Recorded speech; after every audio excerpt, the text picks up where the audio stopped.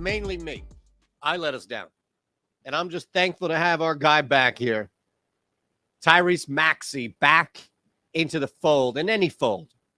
Because, I mean, 1 and 4, and the one we hit is Jason Tatum, leading scorer of the game. I flabbergasted at how bad last night was. We do walk away hitting 1.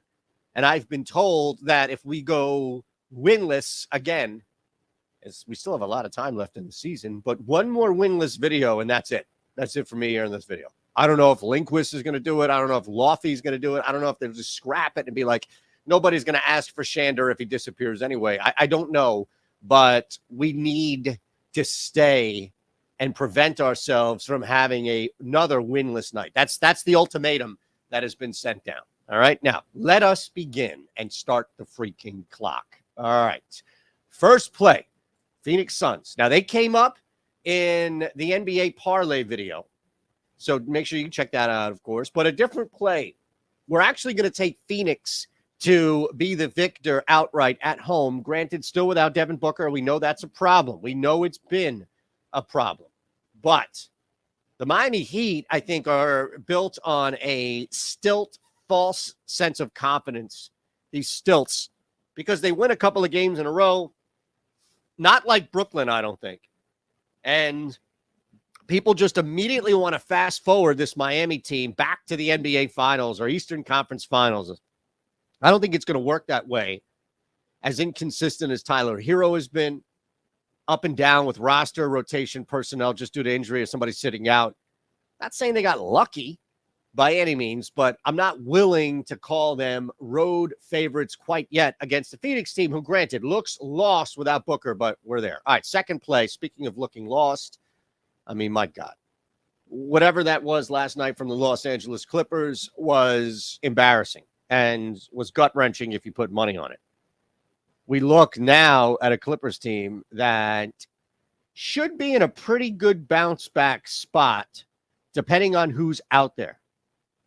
And what you saw last night, 4th straight loss, it was just the first leg, right? We know they had the back-to-back. Absolutely hammered. 31 points they lose to Denver. Now you'd think, all right, well, a lot of bench guys played, a lot of guys on because it was the first night, right, of the back-to-back. Kawhi Leonard out, right? He was out Monday, I meant.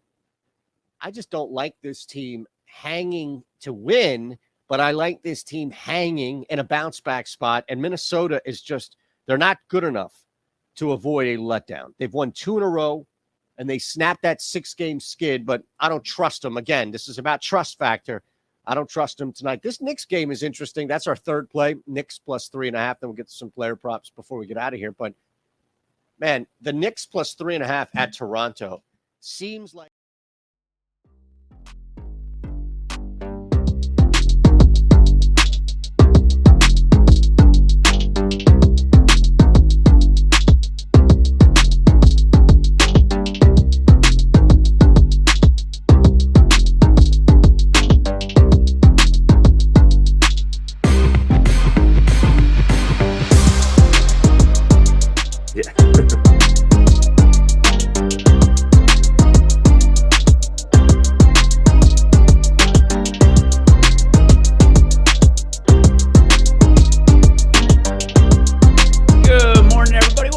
Stokastic NBA strategy show. Friday, we've got 11 games to break down. Adam and I are going to be going through all of them. So as you come in, like the video, subscribe to the YouTube channel, and shout out to Prague's Picks, who is sponsoring our show today. And NBA really going to be the focus going forward because we've got a weird NFL slate with it being week 18 of the football season. And they've got the NFL playoffs on after that. So a lot of basketball going to be focal point of our YouTube channel. Not that it's that much different than usual, but even more so going forward. Now, Adam, yesterday was your birthday.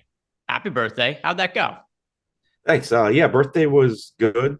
Today, this morning, not as good.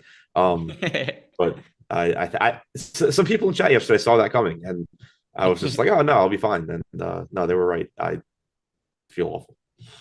Doing better than Josh did when we were in Chicago, though.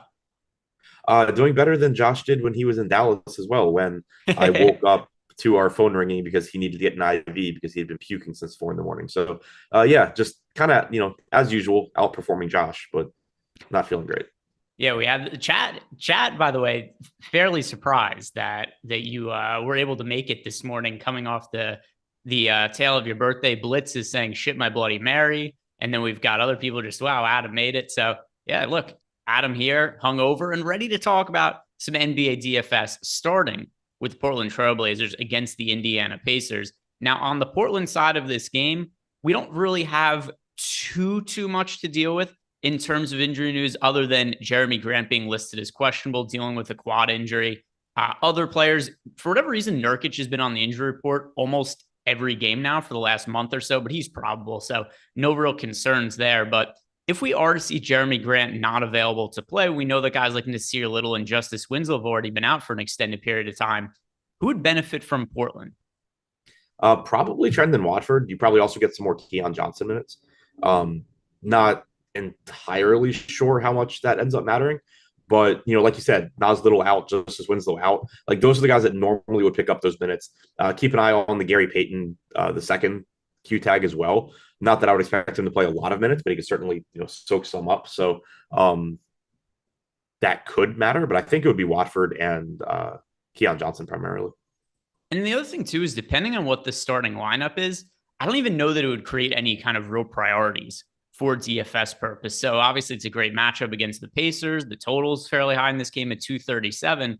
But if they start like Shadon Sharp or something like that, which we've seen them do in some of these situations at other points in the season, I don't know that there's somebody who'd be a for sure great value option to get to. But is there anybody you think that would be a priority if Graham was ruled out?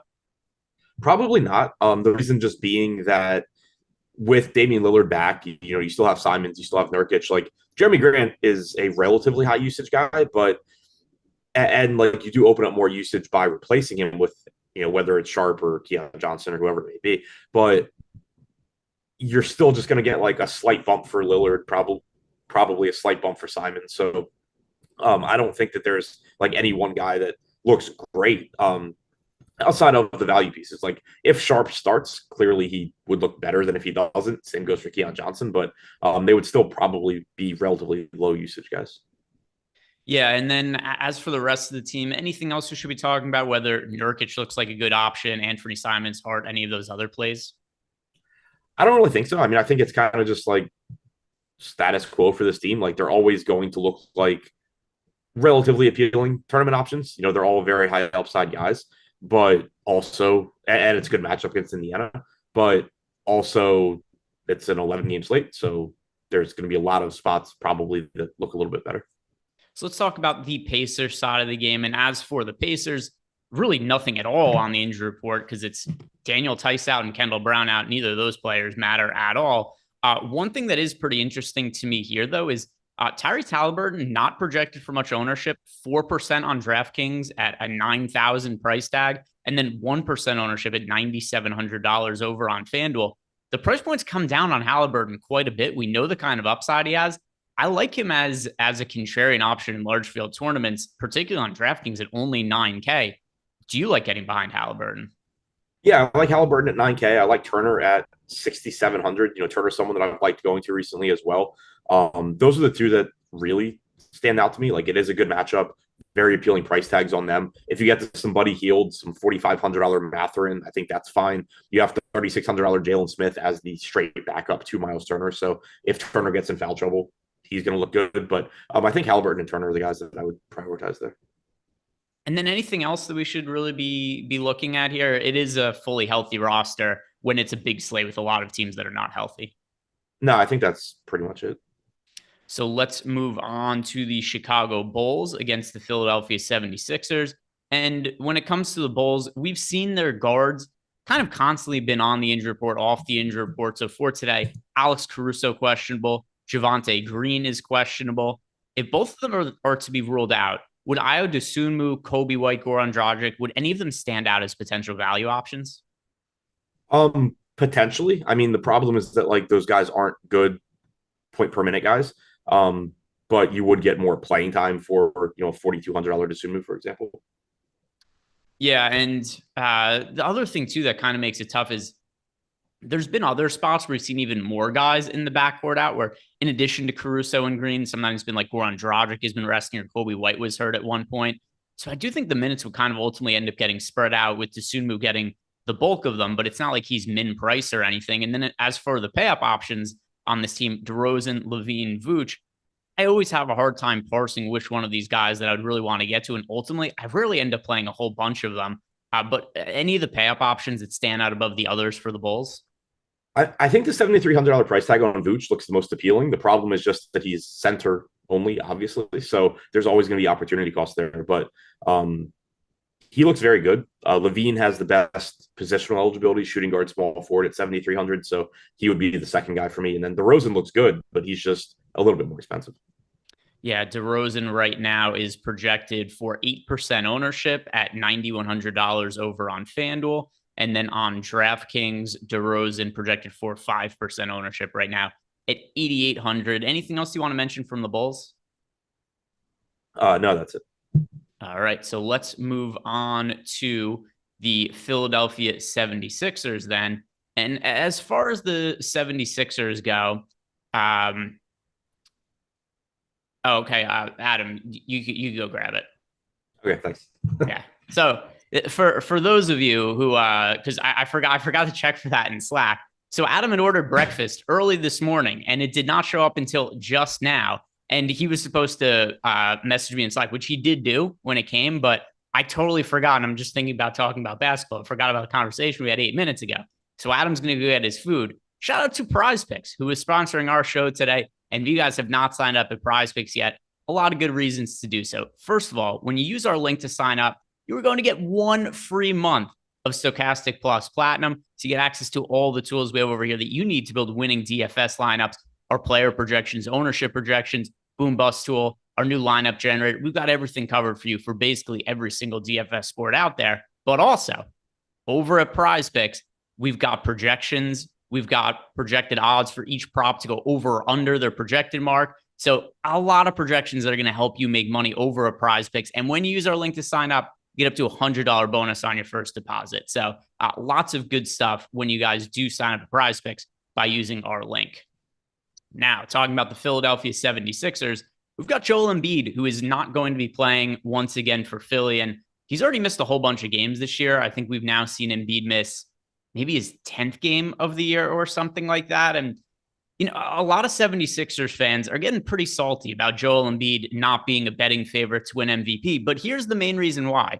It's because of all the games he misses. He's missing, what is this, a third of the Sixers games already to this point, a fourth of them. It's hard to miss 10, 15, 20 games in a season and still be in that MVP type discussion. So it's definitely something that's cost him as far as end of season awards go. And for today, he's not going to be in the lineup. So if we're going to be taking Joel Embiid off of the court, James Harden benefits a whole bunch. Tyrese Maxey does as well. And something of interest, and this is something that really annoys me, because the other day when I was doing Live Before Lock with Eric, I said I'd really like getting to Tyrese Maxey, who's projected for 0.1% ownership. And there was an expectation that he was going to be on a minutes restriction. And then he ended up playing 37 minutes. And I played him at basically no ownership that day. And he was fine. He scored 35 fantasy points. He was 7,000 on DraftKings. He was $7,200 on FanDuel. Nobody played him. I felt like I was on the right side of that, considering all the minutes he got and that there was no Joel Embiid on the court for them. Well, for today now, I think we should feel pretty good that Tyrese Maxey doesn't have any kind of minutes restriction. He's 8% owned on DraftKings at 7,000. Over on FanDuel, we've got Tyrese Maxey, 7,100, 13% projected ownership. To me, he's somebody who's going really overlooked because I don't think this minutes restriction really exists anymore. He played 37 minutes last game. So I feel pretty good about getting to Tyrese Maxey and then James Harden as well. Basically, whenever Joel Embiid is off the court, you can make a case for James Harden. Looking at the numbers this year for Harden without Embiid on the court, we've got him leading the 76ers, 34% usage rate, scores 54 DraftKings points per 36 minutes, 52 FanDuel points per 36 minutes. So James Harden, priority spend option for me with Joel Embiid out.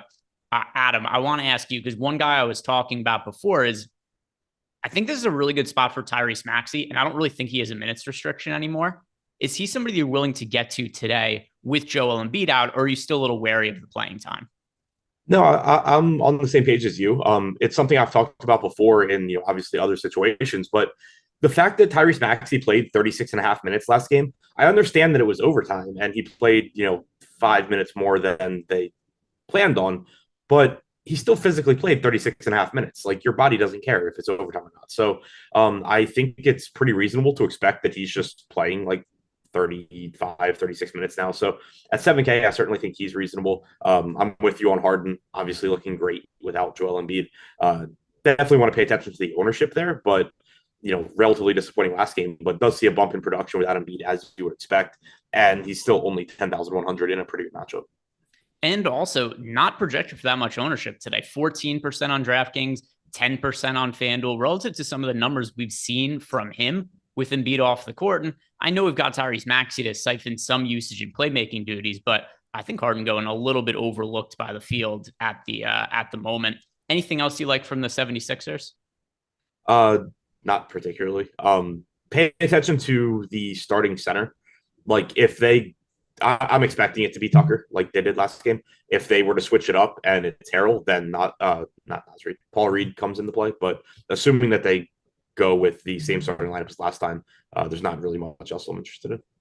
The next game is the New York Knicks against the Toronto Raptors. And as for New York, RJ Barrett is still out. Potentially could be back next game, but at least for now, one more game that he's going to be missing. Emmanuel quickly has had some big games in his absence. Jalen Brunson, he was uber chalk the other day, but absolutely crushed without Barrett out there. So when it comes to the Knicks, have the prices gone up to an appropriate level, or is there still meat left on the bone with Barrett out? I think there's still some meat left on the bone. They're certainly more appropriate now than they were, but 7,900 for Brunson, you can still get there. It just means he shouldn't be 40% owned anymore, but still playing huge minutes and still a very good point per minute guy. Same goes for Julius Randle, who is now 10-6. Like, obviously it's difficult to get to him, but he's playing big minutes and sees, a mild uptick in production without Barrett. But either way, like, it's Julius Randle playing, 38 minutes or so.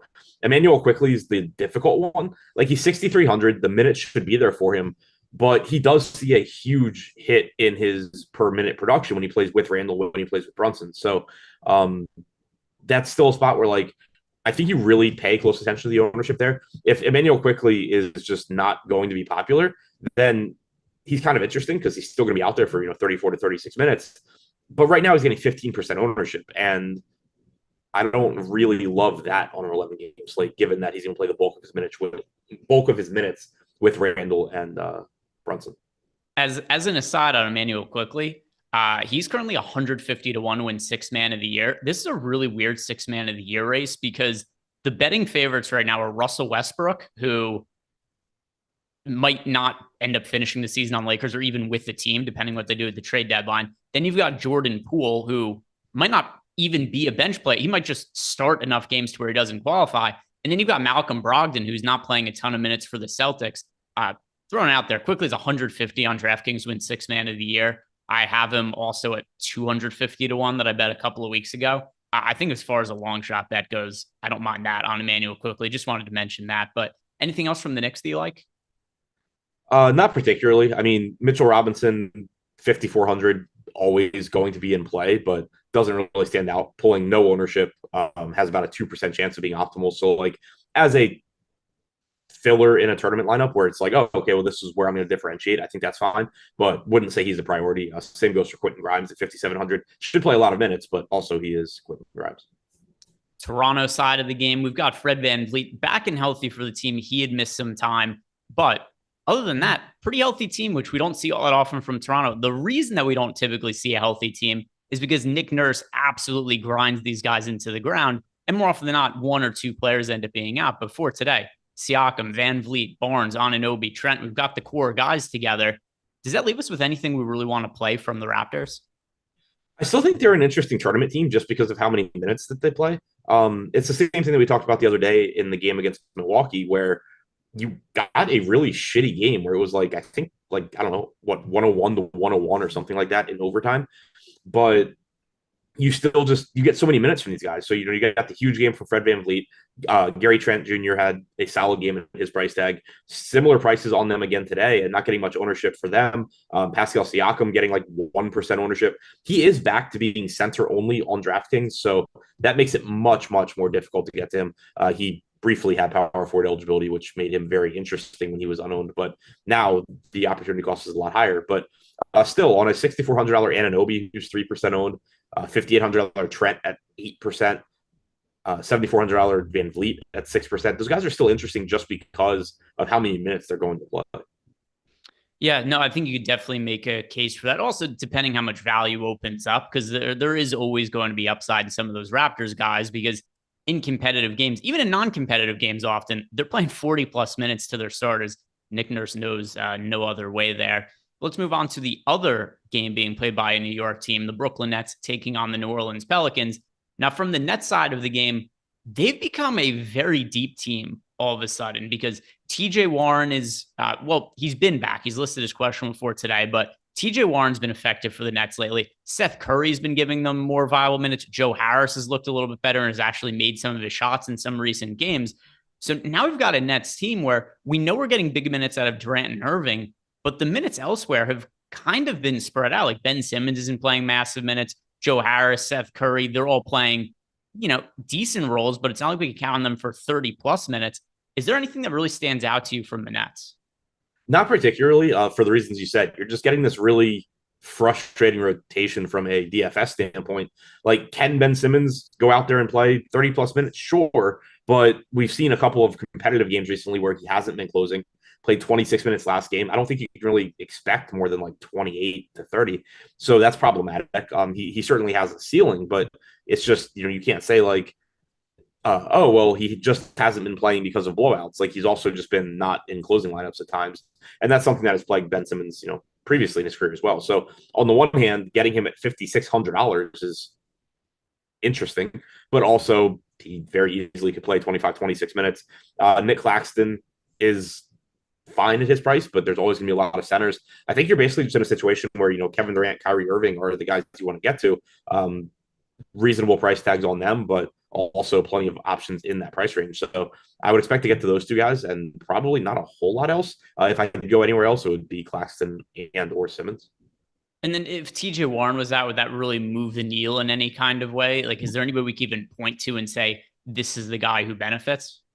I don't really think so because he only played 14 minutes last game. So especially with the rotations they've been running, I don't think it's likely to have an impact. You probably just see more minutes go to Edmund Sumner or Yuta Watanabe. I don't think that it really has an impact on DFS relevant guys.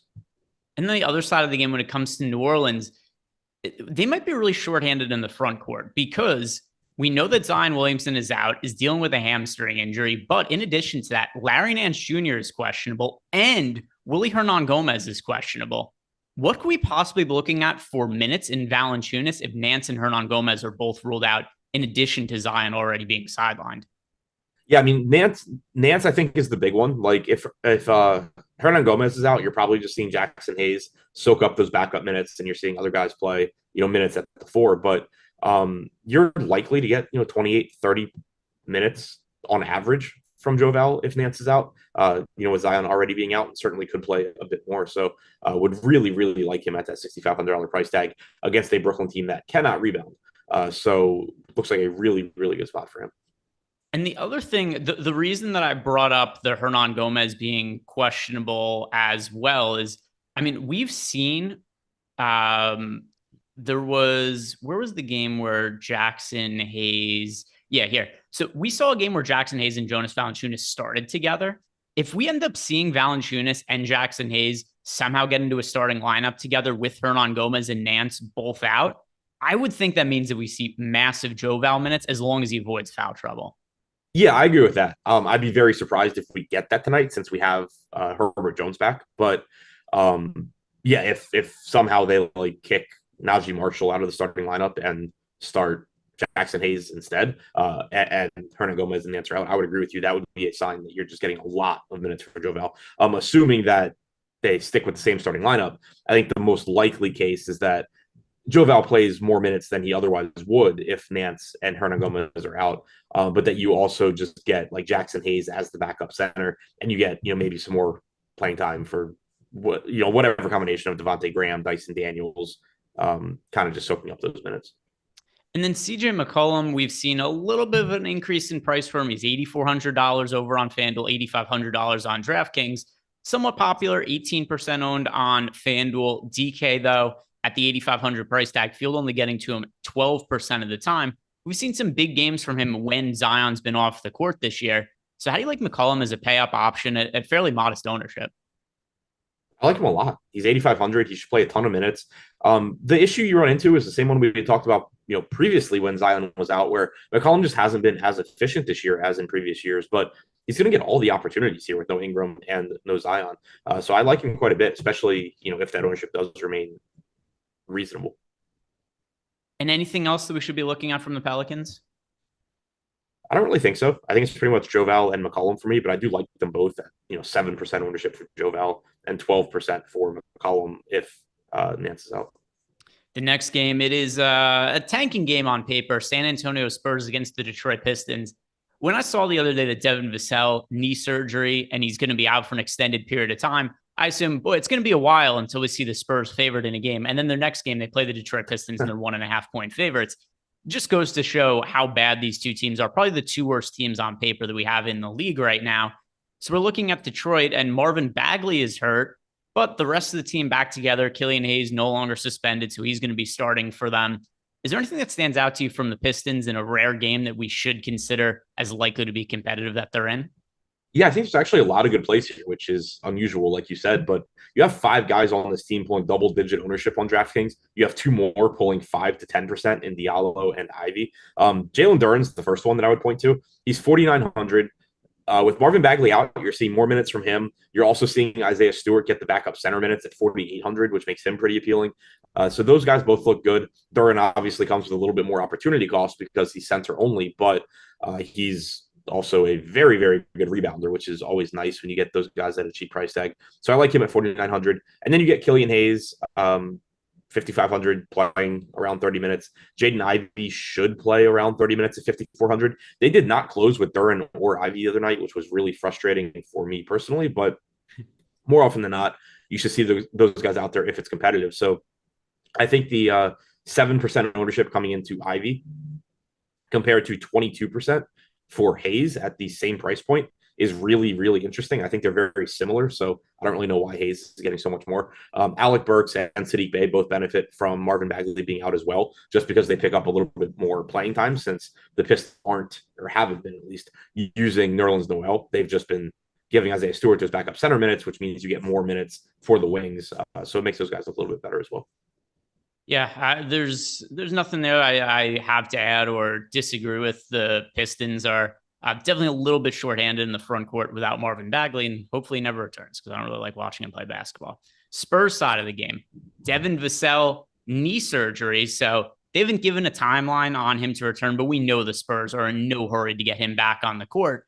And there's also potential for added value because Josh Richardson is questionable, and Richardson is one of the guys who typically steps up when we've seen Vassell miss games this year. If Josh Richardson is also out, what are we looking at in the Spurs in terms of value on the wing?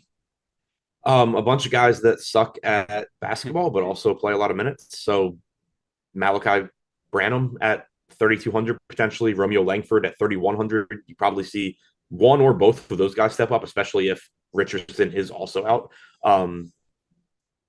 I assume Romeo Langford gets the start here. It could be other guys. He's my guess.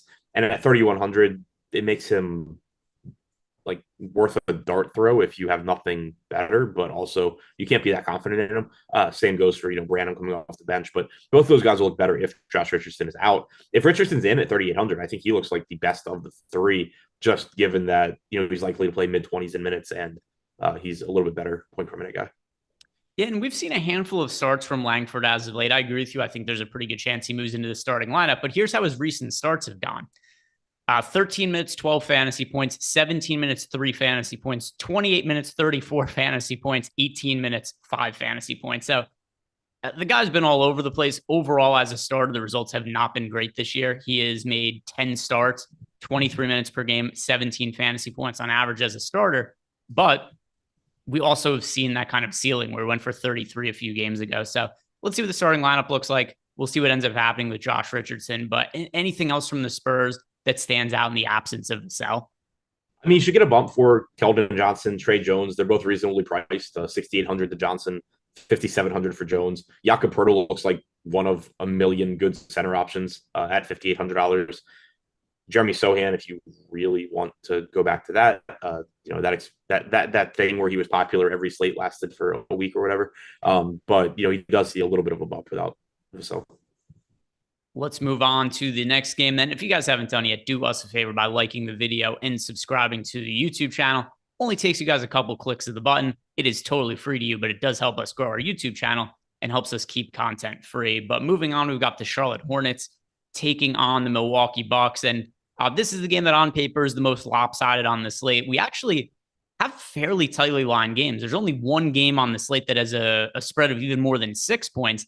And it's this one where the Bucks are favored by 10.5 against the Hornets. And the Hornets have been massively disappointing this year. They've dealt with a lot of injuries. LaMelo Ball's been out at times. Terry Rozier's been out. But those guys are healthy now. And we've seen some upside from LaMelo, who also has had a longer leash in terms of playing time this season. We've seen him in the past, and there's always been foul trouble has been part of the issue as to why we haven't seen big minutes from LaMelo. But the Hornets have also been a team in previous years. They haven't been willing to give LaMelo 36, 38 minutes. They have been willing to give him those minutes this season, though. Does that make him appealing as a payoff option? Yes and no. 9,900 for him is reasonable just given how many minutes he's playing. The problem is just that the slate is so big. You're going to get other options, in that range that look a lot better. James Harden, for example, being one that we've already talked about. But LaMelo's only getting 1% ownership. So the way I view it is like, he's not going to be the preferred option in that price range. He's not going to be the guy that you're going into the slate saying like, oh, nobody's playing LaMelo Ball, and that's the edge, because it's very obvious the reasons that nobody's playing LaMelo Ball. But within a given lineup, if you have some of these other popular guys and you want to say, oh, well, I'm just going to go to LaMelo in this lineup, it makes a lot of sense because he's still a very good point per minute guy. He's likely to play a ton of minutes as long as he's not in foul trouble, which is a thing for him. But the upside is certainly there. It's just that the median projection is a bit lower than other guys in his price range. So it's going to keep the ownership down, and it also keeps his chances of success down. And are there any role players that we should be liking from the Hornets in this matchup? I don't really think so. I mean, PJ Washington at 5,400 is fine. Terry Rozier at 6,900 is fine. They're pulling 3 to 5% ownership, but I think that seems about right. But other than that, I don't really see anything. So let's move on to the Milwaukee Bucks side of the game. And Giannis is on just a crazy run right now. And it's something that's kind of flown under the radar a little bit because as crazy as he's been playing, it hasn't matched as crazy as Luka Doncic has been from a DFS standpoint.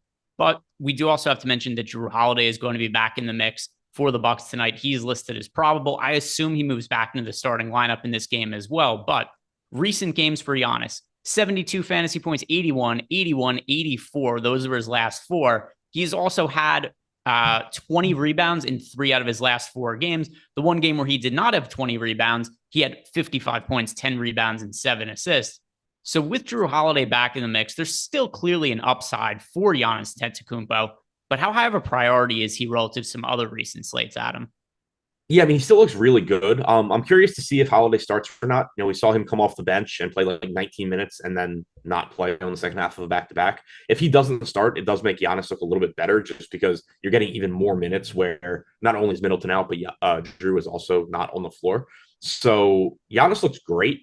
The issue, or the only issue, is just it being an 11-game slate and having a $12K price tag on Giannis. You need that like 70 to 80 fantasy point game from him, because there are so many guys that are cheaper that can go for 60 plus. There's a very good chance a couple of them do it. So it does make it a little bit more difficult to prioritize Giannis. But right now we have him pulling about 16% ownership. We have him with about a 15% chance of being optimal. Both of those numbers make sense to me. It makes me think he's a good play as long as you can afford him.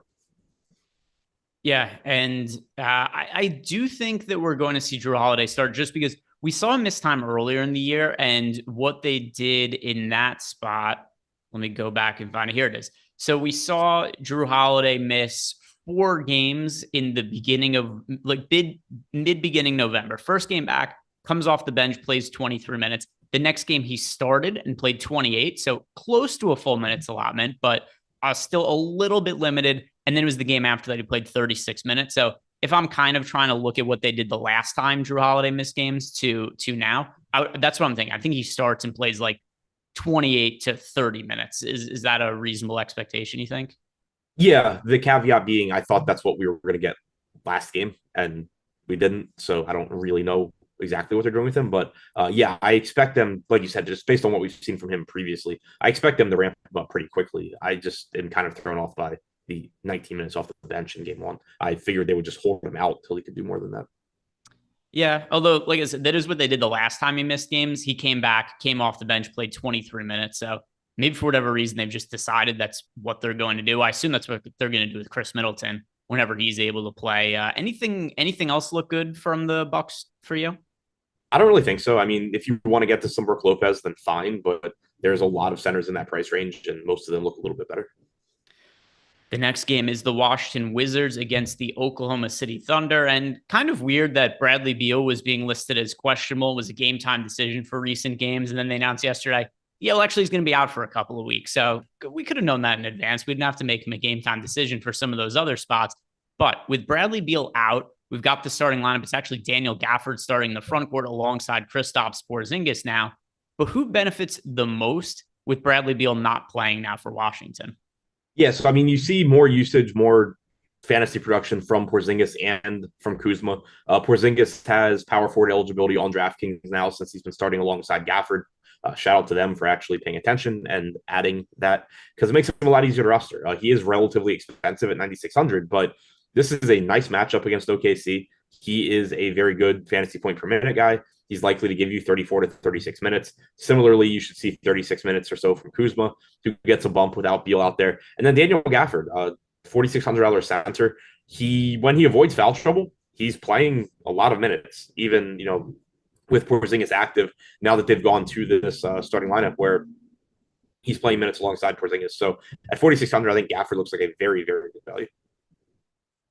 Yeah, no, I think that definitely does make sense. And we've seen the dynamic between Porzingis work fairly well also. And we've seen upside for Gafford actually consistently too. I know that he's actually had to leave games early to go to the locker room in 2 consecutive games, but still 31 fantasy points, 32, 28, 31. So there's been a good mesh there between Porzingis and Gafford that's allowed both of them to have fantasy upside. Are there any cheaper players from Washington that stand out?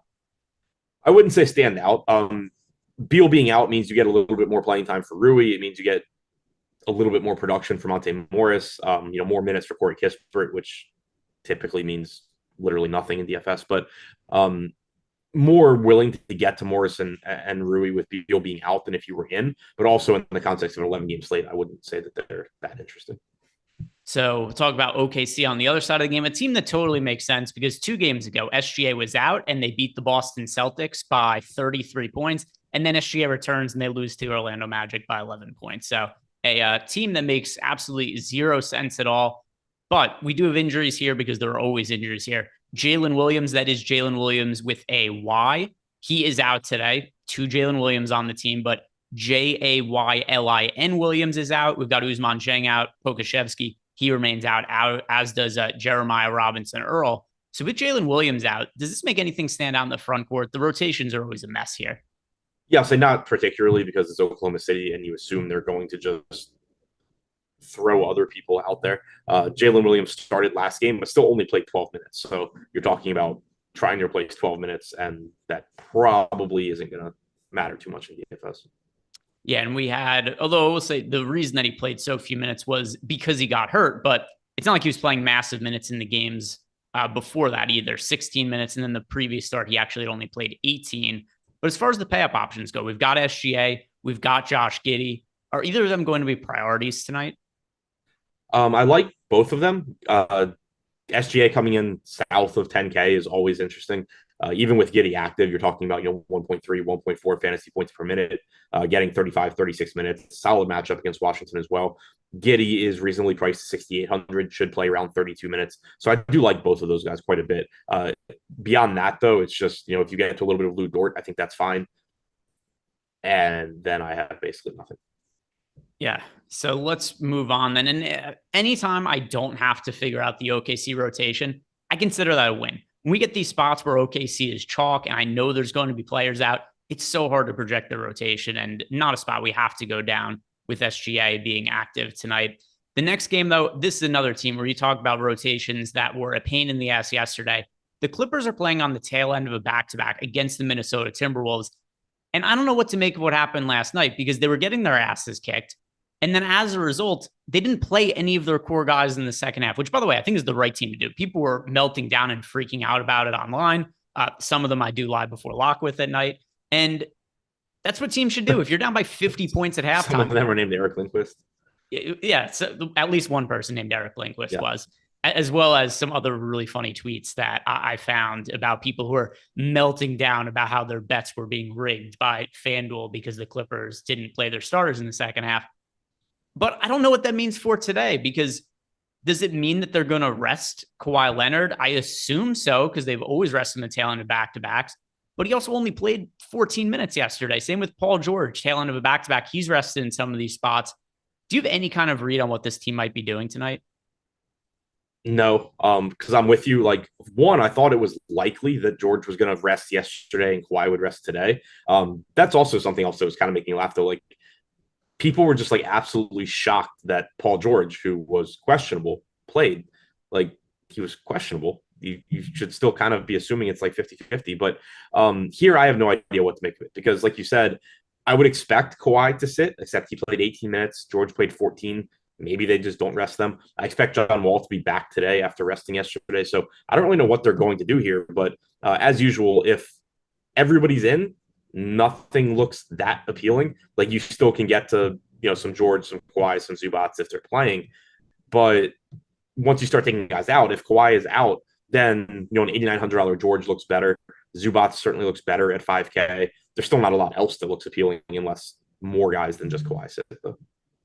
Yeah, we're going to need some kind of update here and check out all the content we do later on the day, because I really don't know what to make of it, because they do like to rest guys on back-to-back situations, but they also hardly played yesterday. Does that make a difference? I really don't know.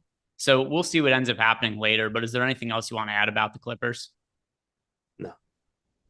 So let's talk about the Minnesota Timberwolves on the other side of the game, who might be playing primarily against backups, depending what the Clippers starting lineup looks like, which could make a big difference because the Clippers have had one of the better defenses in the NBA. If you're going from their normal starting five to it being like, well, we've got Amir Coffey and like Terrence Mann in the starting lineup, it's way different looking than guys like Ivica Zubac, Kawhi Leonard, and Paul George. So that could also make this matchup easier for the Minnesota side. And then, of course, we have Jordan McLaughlin is out, so that's opened up extra playing time for D'Angelo Russell as of late. Karl Anthony Towns remains out. And then got Naz Reid being questionable as well. So what do you have your eye on from the Timberwolves? Yeah, so last game we only got like 26 minutes from Russell, but typically we're getting 36 or so from him without Jordan McLaughlin. It was just kind of a weird rotation last game. Jalen Noel played a little bit more than usual. You do have Taurean Prince back, so he's soaking up like 20 minutes now. But I still think that looking at a $7,100 Russell makes sense, especially when Jalen Brunson now is $800 more expensive. It's been difficult to get to Russell recently because Brunson's been so cheap. So slates that they've been together, you're just going to Brunson. But I'm still interested in Russell. Anthony Edwards, shooting guard, small forward, is really appealing. $9,100, certainly a fair price tag for him. I have no issue going back to Rudy Gobert. I mean, I know that chat doesn't like him, but he's $6,400. He's always got, pretty big double-double upside. He's likely to play low to mid 30s. So I'm perfectly happy going there. I think he looks like the best play from Minnesota. Especially if Naz Reid is out, because then you're taking somebody who could, potentially take minutes from. We saw 35 minutes from Gobert last game. That was the most he had played in a little over 2 weeks. So there's a clear minutes upside there with Gobert. And then something else too is, like you mentioned, people hate Rudy Gobert. Nobody wants to play. He's still a good fantasy producer. I do think that there's a pretty good chance he's past prime. I was talking about this with Eric the other day, mostly to tilt him because he's a big Timberwolves fan. But I also think that two things could be true. Number one, Rudy Gobert isn't as good as he was a couple years ago, but he's also still a guy that scores over a fantasy point per minute. His price is cheaper than it normally is, and he might play 36 to 38 minutes today if he avoids foul trouble. It might be a team that's only playing backups, depending what the Clippers do with their starting lineup. So I'm with you on Gobert. I think he's somebody that would be appealing in large field tournaments, especially if Naz Reid is out. Is there anything else that would be appealing from this team if Reid isn't able to play? Also, with respect to Gobert, I don't even know that he's washed. I think it's just that they haven't figured out. There's been a lot talked about from the Minnesota beat writers. They just haven't figured out how to throw him lobs. And Chris Finch basically said that when they had Dwight Howard when he was in, I think, Houston, it took them like 3/4 of a season or something to figure out how to throw him lobs. So like, there's a chance that later on in the year you see Gobert start putting up bigger fantasy numbers once you apparently teach NBA players how to lob the ball near the basket. I didn't know it would take that long, but I guess it does.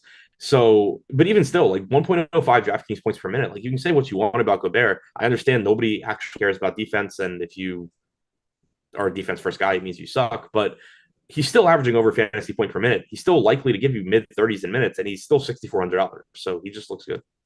Yeah, and I'm actually less concerned about the offense than I'm with the defense. And I'm not saying he's washed. I just think he's not as good as he was a couple of years ago. And there's just some things like a huge drop in his block rate, and then the advanced metrics have him from being a guy who is just every year. Like if you look at the EPM numbers, he was always a guy who was 95th percentile defense, and now he's like 80th percentile, which is not bad by any means, just not where he was a couple of years ago. That's really where I'm at on Gobert. I still think he's good, and I probably am higher on him than the general public who just thinks he sucks. I just don't think he's as good as he was a couple of years ago. Yeah, I mean, I think that's fair. He's 30 now. That typically is how it starts to go. Yeah, the biggest red flag for me is just that is that big drop in the block rate. But anything else from the Timberwolves you want to bring up here? No. So let's move on to the Cleveland Cavaliers, and this is going to be a team that could potentially be massive for value today. So Donovan Mitchell, he is resting. But in addition to Donovan Mitchell resting, we still have Darius Garland as questionable. So Garland has missed the last few games. He's dealing with a thumb injury. If he is out, in addition to Mitchell, what are we looking at in the backcourt for Cleveland? You should see Karis LeVert end up being one of the more popular mid-range plays. He's over a fantasy point per minute without Garland or Mitchell on the floor. So he's going to look better regardless, because you're going to get, whatever minutes, like if Garland is in, whatever minutes Garland is not on the floor, you should have LeVert out there and producing. But if Garland is also out along with Mitchell, then obviously LeVert's out there without them for all of the minutes. And at 5,800, he's going to look pretty good. Yeah, and then we also have to talk about the other angle, which is if Garland plays and Mitchell, who's out for resting, how would Garland look as a pay-up option? Certainly would look better. I mean, you're taking Donovan Mitchell's near 30% usage rate off the floor. You're replacing it with Karis LeVert, who is a relatively high usage guy, but not to the extent that Donovan Mitchell is. And you should also just see more playmaking opportunities from Darius Garland. So if Garland is in, and actually not even worth saying if he's not limited, because the last time he returned from a prolonged absence was he's going to play shortened stints for 40 minutes game. So if he's in, I just assume he's playing a lot, and he's going to look very good without Donovan Mitchell. Yeah, I'm on the same page as you, and let me pull up that game. I remember it as well because you and I were doing a show together that day, and I'm pretty sure we talked about Garland. We're trying to figure out his minutes, and then right afterwards, we got that he's going to play the short stints, and you and I both came to the conclusion, well, we can't play Darius Garland then. He played 39 minutes that day, so that was the short stints of Darius Garland ended up being 39 minutes. So short stints, absolute bullshit. And overall, when we've seen Garland miss games this year, it's happened twice. These have been his minutes when he's returned, 39 and 42. So anything we hear about potential minutes restriction or shortened stints for Darius Garland, I wouldn't be buying into it today if he's active, especially because it's a thumb injury. It's not like this is a knee injury. It's not a hamstring, not a soft tissue injury. There's no reason to think that he would have to be limited from a minutes perspective because of a sprained thumb. Does anything else stand out to you from Cleveland? No, not particularly. Jared Allen should be out there for as many minutes as he can be to deal with Jokic. He's 6,300, but again, there's just a million centers in that price range. Evan Mobley's relatively cheap at 6,100. He is going to look a little bit better without Mitchell just because he can do some stuff offensively, outside of just catching the ball near the basket and dunking it like Jared Allen, but nothing that really stands out. So let's talk about the Denver Nuggets then. And this is something that I talked about on Monday when I was doing the strategy show with Alex, is that it's expected that going forward, Jamal Murray is going to be playing in back-to-backs for the rest of the year. He told the media last night, I'm going to be playing tomorrow. I tend to think that's the case because that's what he said. And the team has also alluded for a little while now that Jamal Murray was going to be playing in back-to-backs going forward. But any concerns about how many minutes that he'll play on the tail end of a back-to-back, with this being the first time he's done this in 2 years now? Not really. He only played 21 minutes yesterday, so that helps. Also, Michael Malone, I think he's actually a good coach, but he's got to be at the top of the list of guys that don't realize that they make the decisions for their team. So I kind of think that if Jamal Murray says he's playing and playing normal minutes, Jamal Murray's playing normal minutes. We saw this with Michael Porter Jr. when he came back. Michael Malone is like, oh yeah, he's going to be eased in and come off the bench. Michael Porter Jr. is like, yeah, no, I'm going to start and not have a minutes restriction. And he just immediately starts. And the Nuggets beat writers are even like, what the hell? And it's because Michael Malone he's one of those guys where it's like, oh yeah, I would like to get these guys minutes. And it's like, well, you control that. But I think that typically with Denver, when a player says something, that is what is more likely to happen than even what Michael Malone says. So I think that Murray is likely to just play full minutes here, especially because he only played 21 yesterday. Not a good matchup against Cleveland. Donovan Mitchell being out doesn't change that, but you should get 34, 36 minutes and 7K. That's still a pretty solid price tag. And by the way, not only did Michael Porter Jr. play that game, he played 35 minutes, which is the second most he's played of the entire season in that game that you're talking about right there. So Michael Porter Jr., another guy I'd expect to play full minutes today. Jamal Murray as well. What does this mean for Jokic as a pay-up option? We know that Cleveland doesn't present the easiest matchup. They play at a slow pace. They have an elite defense. And Jokic has had some really big fantasy games as of late. Last night notwithstanding, but that was such a weird game that it's really hard to have any takeaways from it, especially from a minutes perspective. But how does Jokic look as a pay-up option? I mean, he looks good. He's Nikola Jokic. The problem is that he's center only, and he's only $200 less expensive than Giannis. So Giannis is going to project a little bit better and be easier to get into lineups. Giannis is getting 15 times the ownership, but at the same time, 15% is not a lot for Giannis. You're getting 1% for Jokic. So it's always going to be somewhat appealing in those large field tournaments to get to Jokic when he's not owned.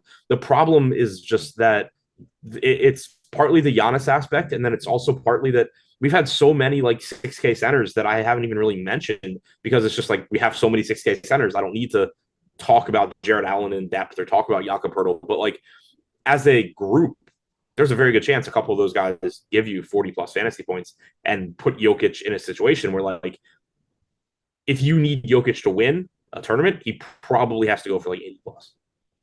Yeah, it's going to be hard for me to get to him today, especially, just going back to that matchup, the total is 222. That's relatively low compared to other games we've seen from Denver. And also, we saw some of those really big games from Jokic a couple weeks ago. Jamal Murray was out and some of them. Michael Porter Jr. was out for a while. That makes a big difference in terms of how much usage we see from Jokic. So I think there's just going to be other pay-up options I end up getting to for a variety of reasons, but positionality being a big one with him only being center eligible. I think that's really, really clearly reflected in the boom bust tool. If you look at it right now on DraftKings, Nikola Jokic, $11,800, has a 16.3% boom percentage, which means 16.3% chance of scoring 5x plus 10, which is the score that makes everybody happy on Twitter and say, you'll get Lindquist out there. Jokic was only 1% owned and he scored 5x plus 10. But he also only has a 3.9% chance of being optimal. So what that's telling you is that he's 16% to go 5x plus 10, and basically 90% of the time that he does that, he's still not in the best lineup. Yeah, it's just tough for players that are center only, and especially just considering how expensive he is, the size of the slate. And I'm pretty sure it was last year, FanDuel had him with power forward eligibility for a lot of the year for reasons unknown. And that would be totally different if you could roster guys like Embiid, Jokic still at power forward, but we don't have that ability anymore, not even on FanDuel. So Jokic probably not really going to end up making it into many of my lineups. Anything else you want to add from Denver? No, not particularly. I did want to just touch. I just happened to see it in chat, and I didn't specifically say it when we talked about the Knicks. Somebody said Obi Toppin being back messes up Randall's minutes. It will, but he's not exactly back. That was a really weird thing the other day. Like they're like, oh, he's active, and then Tibbs is like, yeah, he's cleared like for contact basically. So I'm not really expecting him to have a huge impact on Randall yet. Yeah, and the other thing too with Obi Toppin is, I mean, remember earlier in the year he wasn't playing a ton.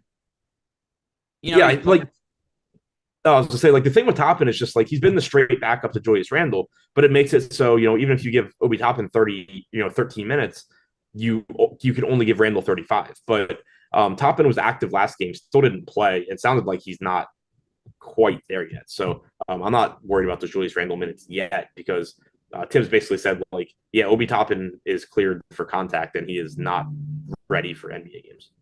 Yeah, so that'll be something else to keep our eye on because pretty hard to know. I give Toppin 0 minutes for today, at least when I was looking at it earlier, just because, like you said, he played 0 minutes last game. It's hard for me to just expect him to play, but maybe something else will change as the day goes on. Anything else you want to add on the Toppin thing? No.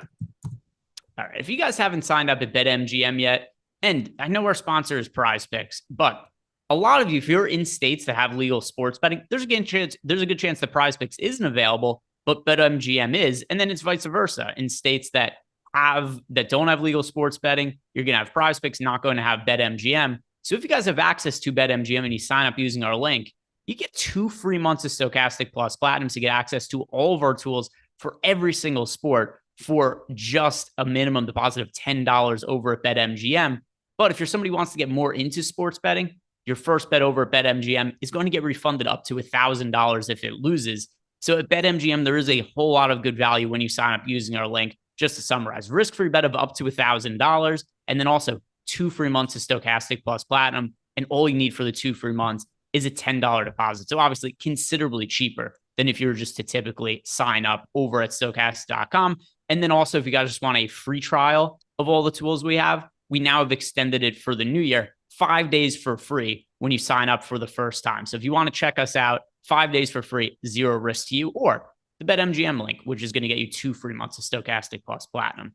2 games left to talk about. The next one is the Miami Heat against the Phoenix Suns. And Suns in a little bit of a tailspin as of late. And as far as the Heat go, injuries, never surprising for them. Caleb Martin is questionable. Udonis Haslem listed as questionable. Players who are out. Nikola Jovic is out. Omer Yurtseven remains out. Duncan Robinson also out. But Jimmy Butler, Tyler Hero, Bam Adebayo, Kyle Lowry, the players we care about the most, not even probable on the injury report. No questionable, no probable tags. I think it's actually the first time this has happened the entire year. So with the core guys all healthy for Miami, does anything stand out? No, not at all. Bam 8,900 is probably like the most appealing guy, but also center only on DraftKings. So tons of opportunity cost, priced up because of how many games your boy Jimmy Butler misses. I don't really see anything here. Like it was one thing the other day against the Lakers where it's like, yeah, they're overpriced, but it's still the Lakers, but now you get Phoenix as well. Sub 110 implied total for Miami. I really don't have interest in this team. So let's just move on and talk about the Phoenix Suns then. We don't have to belabor the point and talk about a team that we're not going to really end up getting exposure to in the Heat. But from the Suns side of the game, Devin Booker, he is going to be out a while. Cam Payne also remains out. We've got Cam Johnson nearing a return, although still a week or two away. So we're looking at Chris Paul, DeAndre Ayton, Mikal Bridges, all guys that have benefited in terms of playing time and usage without Devin Booker. Is there anything you like getting to from Phoenix? And one thing that, I'm going to add real quick is 214 total, I believe is the lowest I've seen in any individual game this year. But does anything look good from the Suns? Yeah, both teams in this game, sub 110 implied totals. Phoenix is more appealing than Miami, I think, just because you do have a $7,600 price tag on Paul, who benefits without Booker. You have a $7,200 price tag on Ayton, who also benefits without Booker. So both of those guys, look reasonable at their respective salaries. They don't look like, great options, but Paul's pulling 17% ownership on DraftKings, Ayton only at 3%. That seems a little bit low. Landry Shamet, 4,500 right now, pulling 17%. That seems a bit high, but also we don't have guys ruled out yet. I'm sure we will by lock, and that ownership come down. Right now, he just looks like, I guess, kind of like a necessary evil as far as value goes. But any of Paul, Ayton, Bridges, Shamet look fine. Still not a very appealing spot, but at least some decent prices here, whereas Miami's just priced up because of Butler being out so much recently. And now let's move on to the final game of the slate. Just one left to talk about: the Atlanta Hawks against the Los Angeles Lakers. Two other teams that are struggling as of late. And after this game, don't forget, guys, like the video and subscribe to the YouTube channel before you close out of YouTube. But from the Atlanta Hawks, we've got a team that is still going to be missing Clint Capella, but Trae Young is healthy. DeJounte Murray is healthy. We've got Bogdanovich healthy as well. In the front court, what do you make of Okongwu and John Collins with Clint Capella missing another game? I think they both look good here. Like, it's an appealing matchup against the Lakers. Okongwu coming in at 5,700, likely to give you, 30 to 32 minutes. You do see his production come down a bit playing with Trae Young, but he's still around a 0.95 fantasy point per minute guy as a starter with Young. He looks good. Just another center that looks good at 5,700. John Collins is 6,400. He's been getting those backup center minutes, which are very, very, very productive for him. That's something we've seen in previous years. When he plays the 5, he's a fantasy star. When he plays the 4, he's just like another guy. So getting around half of his minutes at the 5 is a pretty big deal for him. 6,400. Price is starting to get up, but still certainly looks good. Trae Young, DeJounte Murray, DeAndre Hunter, Bogdanovich.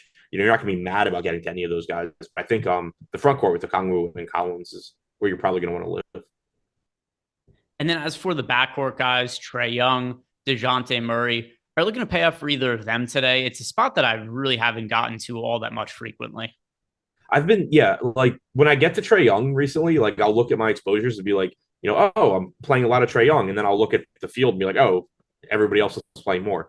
So it's kind of just been like the slates where I get to him are the ones where like it's really easy. That being said, it is a good matchup. He is only $9,400. So I think 6% ownership seems a little bit low, but that being said, there are plenty of good guard options. We are like Halliburton, the first one that comes to mind. That's even less expensive than Young.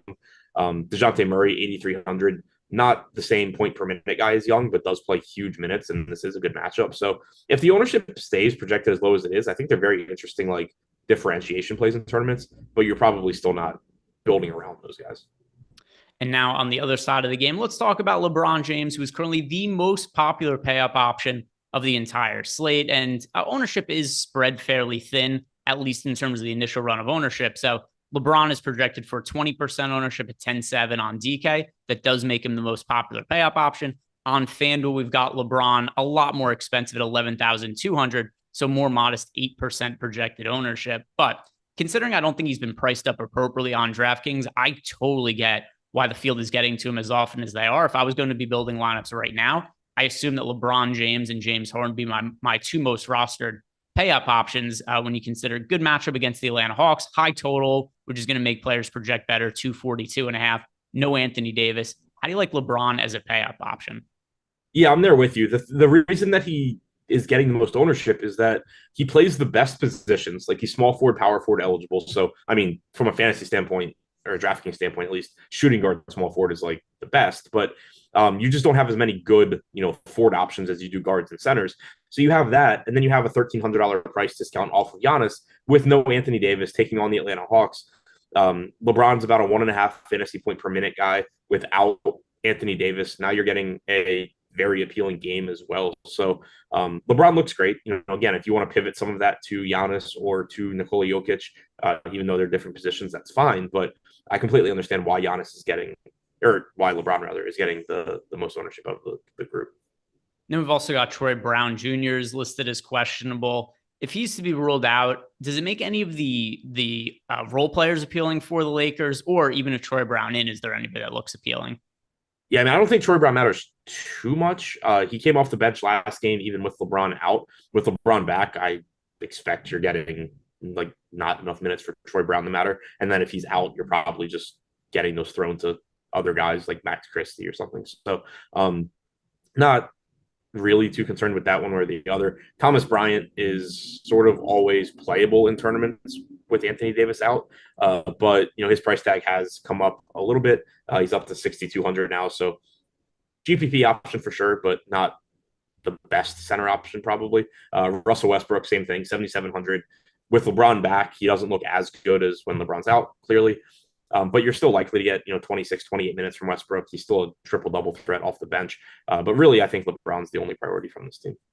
All right. That is going to do it for us. If you guys did not do it yet, one more time, I'm going to ask to like the video and subscribe to the YouTube channel and check out all the other content that we have today. We've got a football show coming up in a little bit. And then tonight, NBA Deep Dive, NBA Live Before Lock. So hope to see you guys all there. But in the meantime, have a good day and also have a great weekend.